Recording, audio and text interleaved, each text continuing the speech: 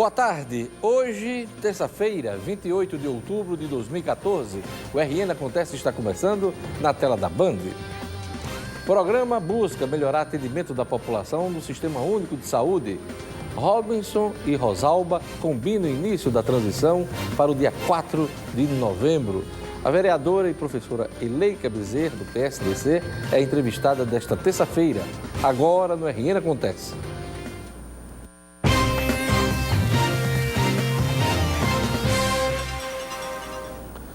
Um programa busca melhorar o atendimento da população no Sistema Único de Saúde. A iniciativa é da Defensoria Pública e de órgãos ligados à saúde. Veja na reportagem. Todas as terças-feiras é assim. Dezenas de pessoas lotam a Defensoria Pública do Estado na esperança de conseguir de forma mais ágil aquela cirurgia esperada há meses, a consulta que não é marcada ou o medicamento que sempre está em falta. Através do programa SUS Mediado, os usuários do Sistema Único de Saúde têm a oportunidade de tentar resolver os problemas sem precisar entrar na justiça. Esse programa, ele tem por objetivo, o objetivo principal é evitar a judicialização de demanda e a demora nas questões relacionadas à saúde. Entrega de medicamento, realização de cirurgias, marcação de consultas, etc. Então, o programa ele vem para tentar solucionar essas questões relacionadas à saúde para as pessoas hipossuficientes de maneira mais célere, junto às secretarias, ao Estado e ao município, de uma maneira geral. É o que espera a autônoma Ana Lúcia. Sem receber o medicamento de asma para a mãe de 80 anos há mais de 6 meses, ela não viu outra alternativa e resolveu procurar a Defensoria Pública. A autônoma conta que não tem condições de comprar o remédio. Cada caixa do medicamento custa, em média, R$200. Ela não pode ficar sem essa medicação porque quem sofre de asma não pode, né? E é muito caro e eu não tenho condições de estar comprando. Ela ganha um salário mínimo, fica só de remédio. Júlio César também quer que a Defensoria o ajude a conseguir uma cadeira de rodas nova, esperada há quase 1 ano. Com 2 anos a gente tem direito a trocar de cadeira, só que a gente dá a entrada e fica 2 anos de novo esperando. Então, quer dizer, 1 ano já é muita coisa, mas a gente espera os 2 anos, dá a entrada e nunca sai com menos do que 1 ano. Então, eu vim dar a entrada aqui para agilizar, né? Por mês são atendidos através do programa SUS Mediado cerca de 120 usuários do Sistema Único de Saúde, pessoas vindas de todas as regiões do estado. Quem são as pessoas que podem ser assistidas pela Defensoria? Aquelas pessoas que ganham até 2 salários mínimos ou em que aquele grupo familiar em que a renda per capita não ultrapassa 1 salário mínimo por cabeça, por pessoa. Em suas primeiras palavras como governador eleito, Robinson Faria deixou claro que já está focado no período de transição do governo. Ele me dizia ontem que aguarda um processo tranquilo e produtivo. Aos jornalistas, ainda no domingo da eleição, Robinson falava em transição amigável. Olha, se depender da governadora, Rosalba Ciarline, o processo será amigável mesmo. Afinal, Rosalba votou em Robinson, fez questão de expor um bottom de campanha com o número 55 no dia da votação. O gesto de Rosalba não deve ser entendido apenas como apoio a Robinson ou apoio total e irrestrito ao futuro governador, com quem ela está rompida desde o primeiro ano do atual governo. Não. Ao explicitar o voto em Robinson, Rosalba mandou um recado para Henrique Eduardo Alves, Garibaldi Filho e para José Agripino Maia, lideranças que articularam o veto à candidatura de reeleição da atual governadora. Votar em Robinson foi a forma de vingança da governadora. Um dia da caça, outro é do caçador. Rosalba deixa um Estado menos endividado para o sucessor, mas com uma série de problemas no campo financeiro e institucional. Se a transição for realmente amigável, como espera Robinson Faria, o Rio Grande do Norte vai ganhar tempo. No dia 4 de novembro, na próxima semana, Rosalba vai receber Robinson oficialmente para dar início ao processo de transição. Na ocasião, governador eleito vai apresentar os nomes de sua equipe de trabalho neste período, que poderá ser um esboço do futuro secretariado. A conferir. Vamos aos destaques dos jornais locais nesta terça-feira, 28 de outubro de 2014. O Novo Jornal estampa na sua manchete: Robinson antecipa eleição municipal. No primeiro discurso como governador eleito, Robinson lança Mineiro como candidato a prefeito. Em Mossoró, Robinson fez carreata com o prefeito da cidade, Francisco Silveira, onde obteve uma das maiores vantagens sobre Henrique. E a paz aqui, Robinson Faria se encontra dia 4 com Rosalba para iniciar processo de transição com indicação de nomes. O destaque do Novo Jornal. Tribuna do Norte diz aqui na manchete principal: Robinson vai criar loteria e renegociar dívidas. É a manchete da Tribuna. O Rio Grande do Norte poderá ter, a partir do próximo ano, uma loteria estadual. A ideia foi anunciada ontem por Robinson Faria como forma de financiar programas sociais. Ao falar sobre as iniciativas que pretende implantar, o governador eleito também destacou a necessidade de renegociar as dívidas do governo, mas afastou a possibilidade de uma moratória. Ele pretende participar da equipe de transição que começa a ser montada, mas deixará a coordenação para outra pessoa. É o destaque da Tribuna. Olha, saúde é um assunto sério. O Apvida é a maior operadora de saúde do Norte e Nordeste e não para de crescer. Aqui no Rio Grande do Norte, o Apvida tem realizado grandes investimentos no Hospital Antônio Prudente, que vai ganhar em breve uma nova hemodinâmica, ampliação e modernização das emergências adulto e pediátrica. Além de toda essa estrutura, o povo do Rio Grande do Norte conta com 5 apclínicas e o pronto atendimento na zona norte de Natal. Tanto investimento é pensando na saúde, no bem-estar de seus clientes.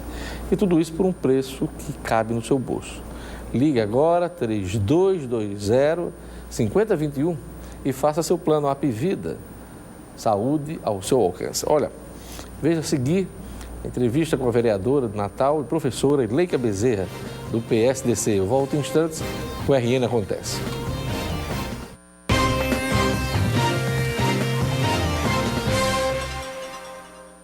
A vereadora e professora Eleika Bezerra, do PSDC, gerou uma polêmica na internet ao postar um mapa com a divisão do país após a eleição presidencial do último domingo. As regiões Norte e Nordeste formavam uma nova Cuba. O post, já retirado pela vereadora e pela assessoria dela, provocou diversas reações, a maioria negativa. A professora Eleika Bezerra é minha convidada hoje. Boa tarde, vereadora. Boa tarde. A senhora imaginou que era tão acompanhada e seguida nas redes sociais? Absolutamente, fiquei muito surpresa. Por que a senhora postou esse comentário em forma até de desabafo por conta das eleições do domingo? Na verdade, logo pela manhã, eu li um dos jornais da cidade, exatamente a Tribuna do Norte, que trazia na primeira página um mapa e, curiosamente, não, mas realisticamente, né, mostrando que metade do Brasil, né, praticamente metade, Norte e Nordeste, né, teve uma opção X, no caso a presidente eleita, e a outra parte pelo outro candidato a esse. Eu achei muito curioso, achei assim, muito delimitado, não sei se você chegou a ver. Cheguei a ver. E aí apreciei aquilo, mas que coisa, né? Comecei a imaginar, mas por que será, né? Tanto, algumas coisas a gente fez uma reflexão, refletir alguma coisa e tal. E aí, quando fui não sou nem usuária tão permanente, constante, até pela idade, né? A minha geração não tem muito esse hábito, né? Da coisa, os 71 anos, né? Para mim é muita coisa nova, né? Entendeu? E aí vi a mesma conformação, né? E tinha escrito lá, Cuba, não sei o que lá de Cuba. Mas aquilo não me... A motivação para eu mandar aquilo adiante, não fui eu que criei, até sou muito pouco criativa, né? Mas a motivação não foi Cuba, absolutamente. Foi muito mais aquela divisão. A divisão Norte, que lhe chamou Nordeste, né? E Sul, Sudeste e Centro-Oeste. Né? Me chamou a atenção, mandei adiante. E que já tinham outras pessoas, inclusive, depois me disseram que já tinham, inclusive, né, se deparado com aquilo. E deu isso no que deu. Para sua surpresa, essa reação... Agora, eu quero, inclusive, dizer aqui, me contam, né, as pessoas, que tem algumas manifestações muito rasteiras, né? Assim, de baixo nível. De baixíssimo nível. E eu quero dizer, para quem mandou, não li nenhuma. Eu sou operada de catarata, minha vista é muito preciosa, não está tão boa, eu não vou gastar minha vista, né, meus olhos, com xingamentos, entende, com coisas de baixíssimo calão. Essas pessoas não merecem os meus olhos. Tirando a baixaria, o baixo nível, a senhora também depois chegou a considerar que desrespeitou algumas pessoas, alguns eleitores, que fizeram até opção contrária à senhora e que também se incomodaram com essa coisa da divisão do país e de comparar com Cuba? Absolutamente. O que eu vejo, deixa eu ver, fazendo um pouquinho de apreciação, eu sou professora, né? Estou sendo vereadora, mas eu sou professora, e sempre voltado para a questão da educação. Então, me impressiona muito os índices de analfabetos no Brasil, né? Numa hora dessa, a gente vai constatar que é verdade. Não vamos aqui tapar o sol com a peneira. 56% dos analfabetos do Brasil estão no nosso Nordeste. Então, realmente, isso reflete em alguns resultados. Não há dúvida. Agora, a gente quer dizer que isso não reflete? Não estou querendo dizer que vamos permanecer assim. Acho que temos que lutar muito mais. Eu acho que o Nordeste deveria, Norte e Nordeste, deveriam ser regiões, inclusive, prioritárias para os programas nacionais, porque o governo federal entra, né, nessa questão de educação e tal, ou os estados e municípios não aguentam.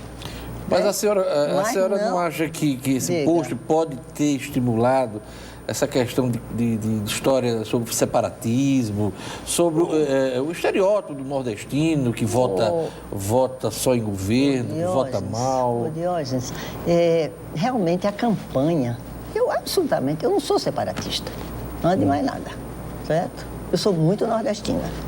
Entendeu? Quer dizer, inclusive, que meu hino nacional é asa branca. Entendeu? Então, não sou separatista. Agora, não quero ver meu Nordeste continuar como está. Não quero, não. Lhe incomodou essa responsabilização pelo fato de o Norte e o Nordeste ter votado no atual governo? Lhe incomodou essa opção? Não me incomodou propriamente, mas me fez refletir. Por que essa divisão tão precisa, né? Tão exata que a gente vê o mapa? Por quê? Então, se você vai analisar as condições de vida, o nível de educação, né, dessa região, temos que ter, não vamos tapar o sol com a peneira. Uma população que... Atenção, deixa eu aproveitar o momento aqui.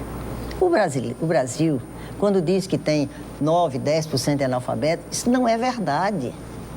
O Brasil, Jorge, acompanha até porque é um assunto que me interessa, né? Mas no Brasil, apenas 27% da população dita alfabetizada, dos 14 aos 65 anos, lê plenamente um texto. Então, isso é gravíssimo. O resto é analfabeto funcional. Aí vem o analfabeto funcional, tem os vários níveis, tem pesquisas muito boas aí, tem o chamado INAF, né? Indicador Nacional de Alfabetização Funcional, tem aqueles que são analfabetos, tem aqueles que são alfabetizados rudimentares, alfabetizados básicos e alfabetizados plenos. Então, nós estamos num país em que avança na questão da educação, mas para se alfabetizar de verdade. Ou então, nós vamos ter sempre, são as conveniências, às vezes, de sobrevivência de parte da população. Não vamos tapar o sol com um certo pieguismo, sabe? Eu acho que o brasileiro precisa ser menos piegas, ser mais realista. Pelo que eu vi e entendi da sua postagem, da sua crítica, a senhora demonstrou contrariedade pelo resultado da eleição no último domingo, a reeleição da presidente Dilma. Eu lhe pergunto... Não foi a minha candidata. Eu votei em Aécio com muita segurança, mas eu lhe pergunto, ao longo desses últimos 20 anos, 25 anos, desde a redemocratização, não ocorreram grandes avanços que, inclusive, beneficiaram a região Nordeste? Olha, avanços sim, não vamos deixar dizer que não. Mas houve outros avanços também, sociais, houve avanço da corrupção também. Aperfeiçoou-se a corrupção no nosso país. Não tenhamos dúvida. Houve avanços sociais, não há dúvidas. Não podemos não enxergar, né, a realidade, entende? Ninguém pode ser cego. Houve vários avanços. Inclusive, esse avanço também da corrupção. Corrupção o Brasil sempre teve. mas nos últimos anos houve um aperfeiçoamento. A referência a Cuba, por que a senhora fez a referência a Cuba? Engraçado, eu disse no princípio, né, que não foi Cuba que me chamou a atenção. Me chamou a atenção a divisão.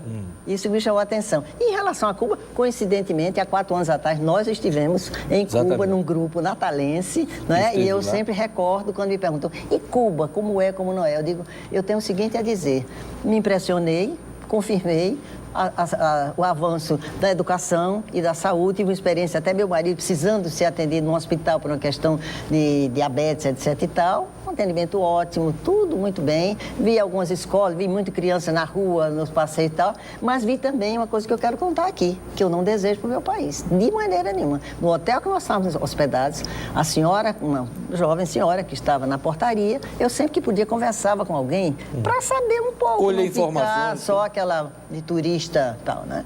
Então eu perguntei para ela, mas como é, como não é? Ela disse, e tal. Depois de alguma conversa ela disse, mas nós não temos liberdade.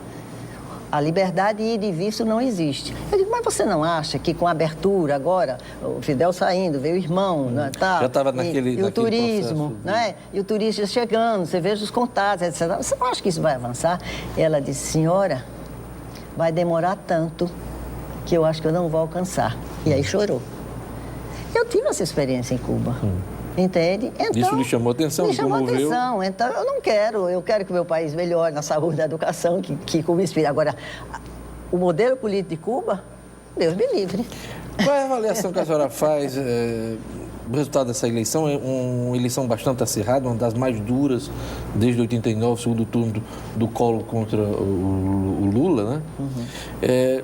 Dessa discussão sobre separatismo, existe até um deputado de São Paulo, se eu não me engano, o Coronel Telhado, ou Telha, alguma coisa desse tipo. Ele foi eleito agora deputado federal e ele está defendendo abertamente levar, inclusive, para o Congresso Nacional, a discussão sobre separar o sul do norte, enfim.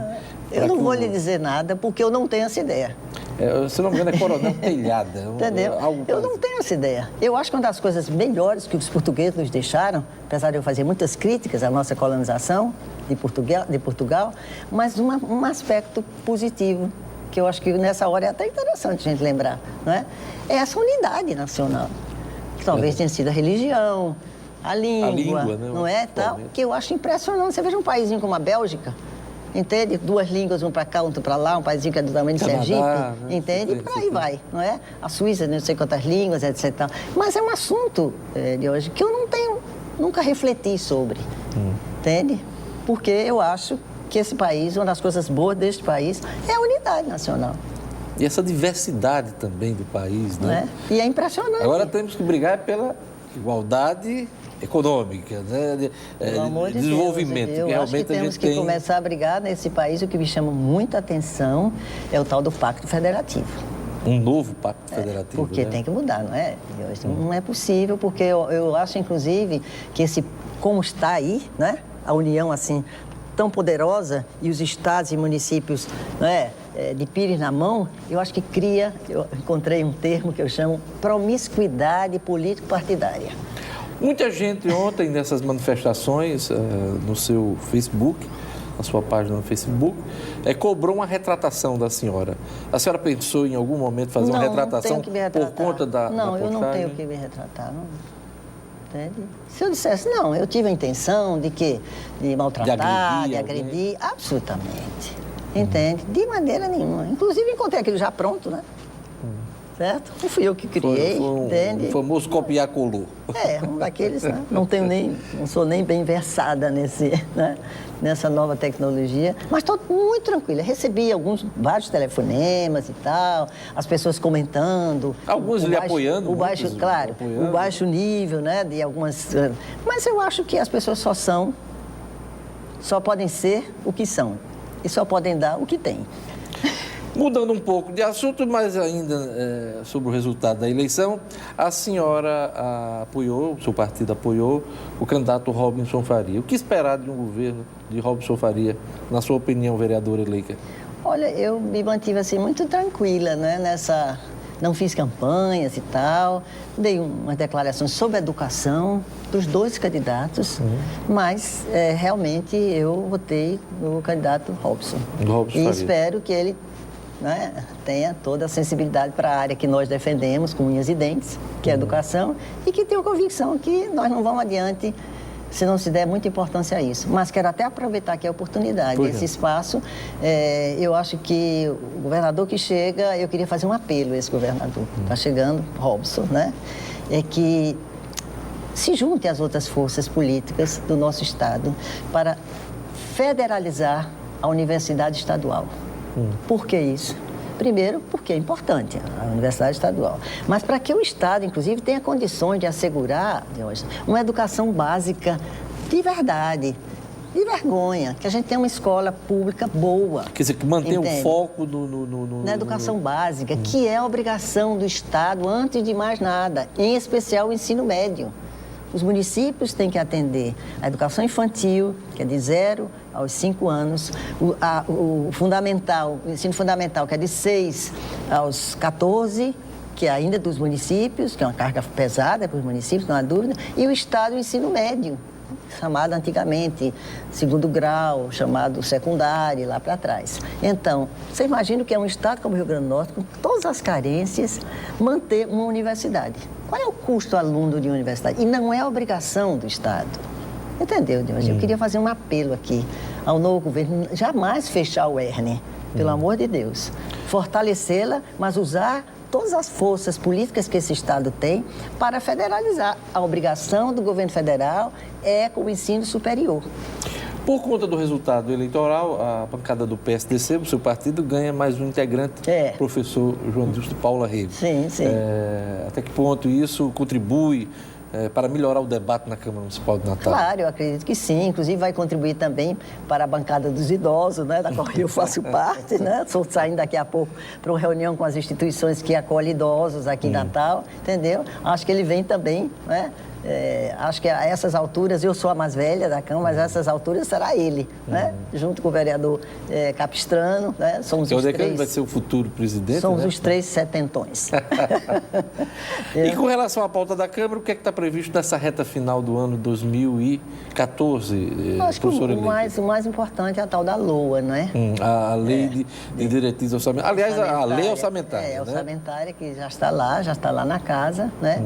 Mas aqui, já que você provocou, né, esse assunto de Câmara, uma das coisas que mais me chamou a atenção, que eu tinha alguma ideia, né, mas está confirmado, é que nós temos leis demais, sabe? Muitas leis. Eu já vi essa crítica da senhora no plenário. E eu quero até compartilhar aqui, né, com tantas pessoas que estão nos assistindo, mas nós estamos precisando, inclusive, que a própria população não considere que o melhor vereador, deputado, etc. Não é aquele que apresenta e que aprova tantos projetos de lei, mas hoje eu acho que é aquele que vai tentar fazer com que as leis que já estão aí sejam cumpridas. Quer dizer, a senhora chama atenção para a qualidade das leis e sua eficácia do que propriamente a quantidade, é isso?